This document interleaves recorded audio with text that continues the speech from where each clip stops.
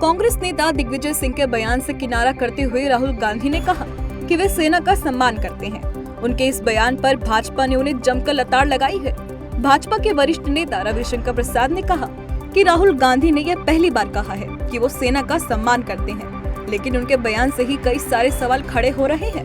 प्रसाद ने राहुल गांधी को उनके पुराने बयानों की याद दिलाते हुए कहा कि राहुल ने दौसा में कहा था कि चीनी सैनिक भारत की सेना को पीट रहे हैं। गलवान पर ट्वीट किया था कि क्या चीन कब्जा कर रहा है। सर्जिकल स्ट्राइक को लेकर सेना की वीरता को खून की दलाली बताया था। टुकड़े टुकड़े गैंग के लिए जेएनयू भी गए थे और हिंदू आतंकवाद की बात भी राहुल गांधी ने कही थी। प्रसाद ने सवाल पूछा कि अपने इन बयानों के लिए राहुल गांधी सॉरी कब बोलेंगे।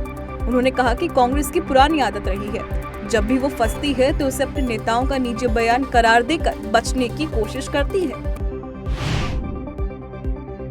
केंद्रीय दूरसंचार मंत्री अश्विनी वैष्णव ने कहा कि स्वदेश विकसित 5G और 4G दूरसंचार प्रौद्योगिकी की शुरुआत देश में इस वर्ष से शुरू हो जाएगी, जबकि विश्व को इन मंचों की पेशकश अगले वर्ष से शुरू की जाएगी। बिजनेस 20 यानी B20 मंच को संबोधित करते हुए वैष्णव ने कहा, दुनिया के सिर्फ 5 देशों के पास एंड-टू-एंड 4G 5G दूरसंचार प्रौद्योगिकी उपलब्ध है, लेकिन निजी सार्वजनिक भागीदारी के जरिए भारत ने भी अपनी प्रौद्योगिकी विकसित की है, जिसका परीक्षण 1 करोड़ कॉल के साथ आने की स्थिति के मद्देनजर किया गया है।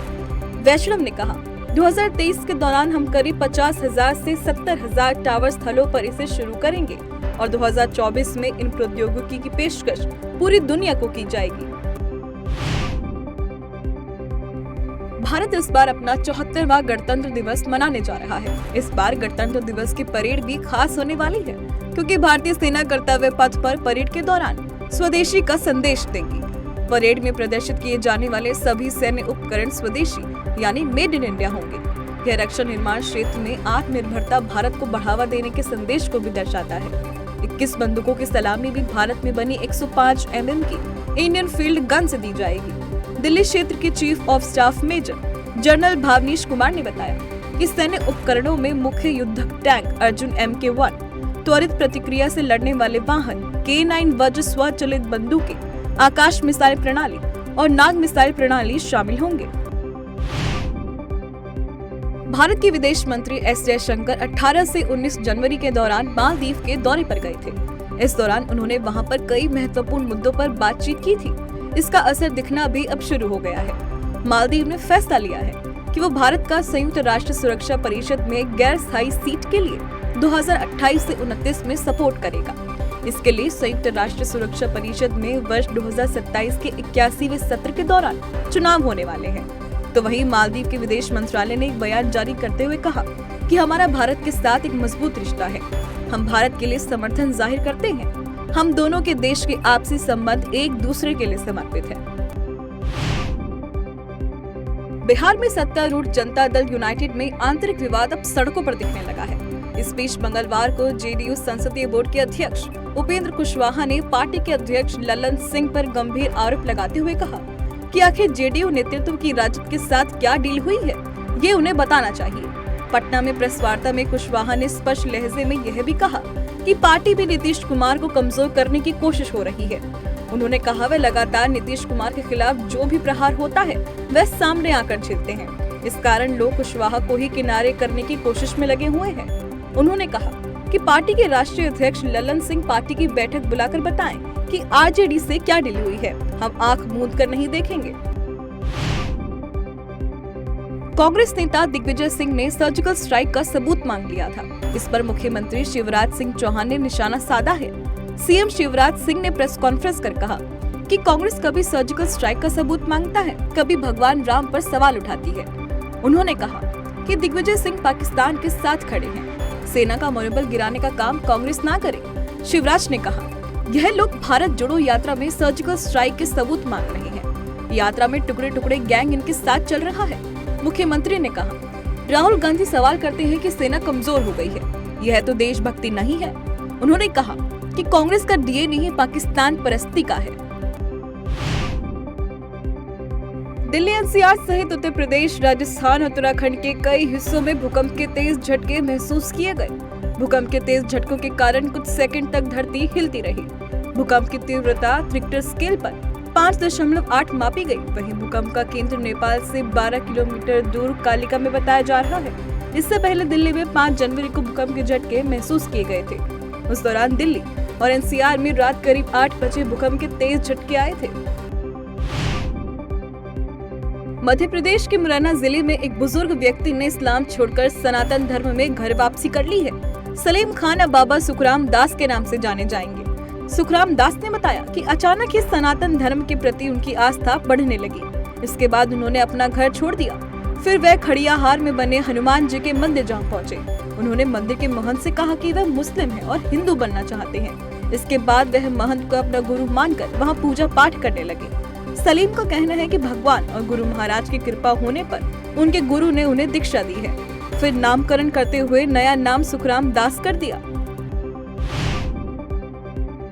केंद्रीय स्वास्थ्य मंत्री मनसुख मंडाविया ने कहा कि विविध भूभाग वाला एक विशाल देश होने के नाते भारत का अपना आपदा प्रतिक्रिया मॉडल हो सकता है, जिसका अन्य देश अनुकरण कर सकते हैं। National emergency medical team India पर वर्कशॉप को संबोधित करते हुए मंडाविया ने कहा कि भारत का मॉडल सर्वोत्तम वैश्विक प्रथाओं से सीख सकता है और जमीनी स्तर पर आपात स्थितियों से निपटने के लिए लचीला और चुस्त बनने के लिए मानक संचालन प्रक्रियाओं से परे जा सकता है। मंडाविया ने कहा, बहुक्षेत्रीय और बहुस्तरीय शिक्षा को आपातकालीन प्रतिक्रियाओं और प्रबंध के राष्ट्रीय ढांचे के प्रशिक्षण और क्षमता निर्माण मॉड्यूल में शामिल करने की आवश्यकता है। केंद्रीय संचार, इलेक्ट्रॉनिक्स और सूचना प्रौद्योगिकी मंत्री अश्विनी वैष्णव और केंद्रीय शिक्षा मंत्री धर्मेंद्र प्रधान ने स्वदेशी मोबाइल ऑपरेटिंग सिस्टम भरोस का परीक्षण किया। इस मोबाइल ऑपरेटिंग सिस्टम को भारतीय प्रौद्योगिकी संस्थान मद्रास के इनएक्यूबेटेड फर्म द्वारा विकसित किया गया है। इस सॉफ्टवेयर को commercial of the shelf handset पर इंस्टॉल किया जा सकता है। बता दें कि इस मोबाइल ऑपरेटिंग सिस्टम की खास बात यह है कि यह हाईटेक सिक्योरिटी और प्राइवेसी के साथ आता है। यानी इस मोबाइल ऑपरेटिंग सिस्टम में यूजर्स को उनकी जरूरतों के अनुरूप ऐप चुनने और उपयोग करने के लिए अधिक स्वतंत्रता, नियंत्रण और लचीलापन मिलता है। पाकिस्तान की आर्थिक स्थिति हर दिन के साथ और खराब होती जा रही है। ऐसे में देश में बेरोजगारी दर लगातार बढ़ रही है। हर रोज हजारों पाकिस्तानी अपनी नौकरियां खो रहे हैं। इसी बीच पाकिस्तानी अखबार डॉन की रिपोर्ट्स के अनुसार वर्ष 2023 में बेरोजगारों की कुल संख्या 62.5 लाख के करीब हो सकती है। रिपोर्ट्स को सही माने तो इस वर्ष पाकिस्तान में कुल कार्यबल का यह 8.5% बेरोजगार होगा। यह एक ऐसे देश के लिए चिंता की बात है जो चौतरफा कर्ज में डूबा है। 13 जनवरी तक आंकड़ों के अनुसार पाकिस्तान के पास अब सिर्फ $4.6 बिलियन का विदेशी मुद्रा भंडार है। आज यूपी का स्थापना दिवस है। 24 जनवरी 1950 को संयुक्त प्रांत या यूनाइटेड प्रोविंस को उत्तर प्रदेश का नाम दिया गया। वर्ष 2017 में यूपी सरकार ने घोषणा की कि हर वर्ष 24 जनवरी उत्तर प्रदेश दिवस के रूप में मनाया जाएगा। इस वर्ष उत्तर प्रदेश दिवस के कार्यक्रम 24 से 26 जनवरी तक आयोजित किए जाएंगे।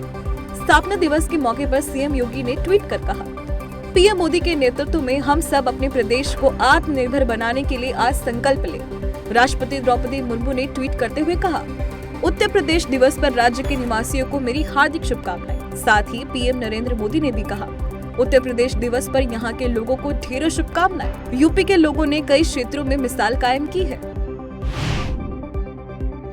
कर्नाटक के धारवाड़ में दक्षिण भारत हिंदी प्रचार सभा यानी DVHPS के एक पूर्व कार्यकारी अध्यक्ष द्वारा धन की हेराफेरी का मामला सामने आया है, जिसे लेकर सीबीआई ने FIR दर्ज की है। सीबीआई के अधिकारियों ने इसके बारे में जानकारी दी है। इस मामले में DVHPS के पूर्व अध्यक्ष शिवयोगी निरलकट्टी और अन्य अज्ञात कर्मचारियों और निजी व्यक्तियों को आरोपी बनाया गया है। बता दें कि 1964 में भारत सरकार ने संसद के एक अधिनियम के माध्यम से DVHPS को राष्ट्रीय महत्व के संस्थानों में से एक के रूप में मान्यता दी थी। FIR के अनुसार निरलकट्टी द्वारा धारवाड़ में हिंदी को बढ़ावा देने के नाम पर आयुर्वेद, होम्योपैथी, लॉ कॉलेज और अंग्रेजी माध्यम के पाठ्यक्रमों जैसे अन्य पाठ्यक्रमों को चलाकर सरकार द्वारा दिए गए वित्त का दुरुपयोग किया गया। इस तरह निरलकट्टी ने DVHPS मानदंडों के निर्धारित उद्देश्यों का उल्लंघन किया था। दिल्ली नगर निगम के मेयर का चुनाव आज भी नहीं हो सका। सदन की कार्यवाही के दौरान हंगामा होने की वजह से बैठक को स्थगित कर दिया गया।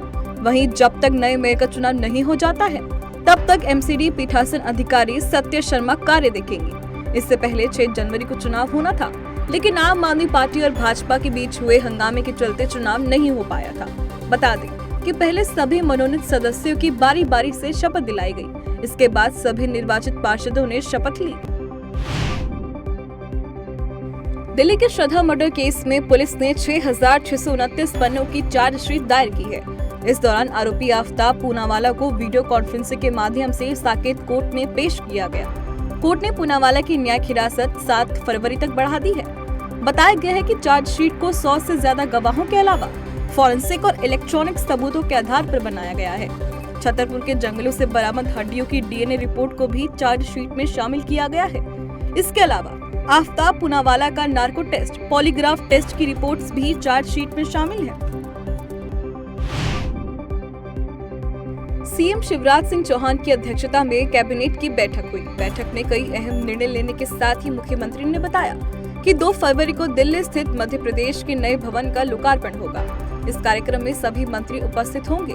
तो वहीं एमपी सरकार के प्रवक्ता और गृह मंत्री नरोत्तम मिश्रा ने बताया कि सागर मेडिकल कॉलेज में पीजी में 85 सीट बढ़ाने के लिए 101.46 करोड़ की प्रशासकीय स्वीकृति दी गई है। इसके साथ ही बैठक में मुख्यमंत्री अधोसंरचना निर्माण योजना की शुरुआत करने का निर्णय लिया गया। इस योजना के तहत प्रदेश के नगरीय निकायों में विकास कार्य होंगे। इसके लिए वर्ष 2022 से 23 और 23 से 24 के लिए 800 करोड़ रुपए का प्रावधान होगा।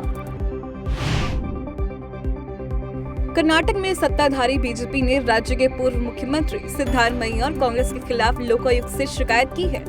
लोकायुक्त से शिकायत करने के बाद बीजेपी के अनुसूचित वर्ग मोर्चे के अध्यक्ष और एमएलसी चालावाड़ी नारायण स्वामी ने कहा कि हमने लोकायुक्त से शिकायत की है कि जब राज्य में कांग्रेस की सिद्धारमैया सरकार थी तब टेंडर श्योर प्रोजेक्ट में 35 करोड़ की वित्तीय अनियमितता की गई है। उन्होंने कहा कि हमारे पास इसका सबूत भी है। नारायण स्वामी ने कहा कि वित्तीय वर्ष 2013 से 14 के दौरान टेंडर श्योर नामक प्रोजेक्ट में तय लागत से 53.86% अधिक फंड जारी किया गया था। बीजेपी के पास इस बात के दस्तावेज भी हैं। देश का सेवा क्षेत्र निर्यात काफी अच्छी स्थिति में है। वाणिज्य और उद्योग मंत्री पीयूष गोयल ने कहा कि वैश्विक आर्थिक अनिश्चितताओं के बावजूद चालू वित्त वर्ष में सेवाओं का निर्यात करीब 20% बढ़कर $300 अरब के लक्ष्य को पार कर जाएगा। गांधीनगर में संवाददाताओं से कहा कि वस्तुओं के निर्यात की बात की जाए तो यह क्षेत्र भी स्वस्थ वृद्धि दर्ज कर रहा है। उन्होंने कहा कि सरकार के संरचनात्मक सुधारों तथा मेक इन इंडिया और डिजिटल इंडिया जैसे कदमों के नतीजे दिखने लगे हैं।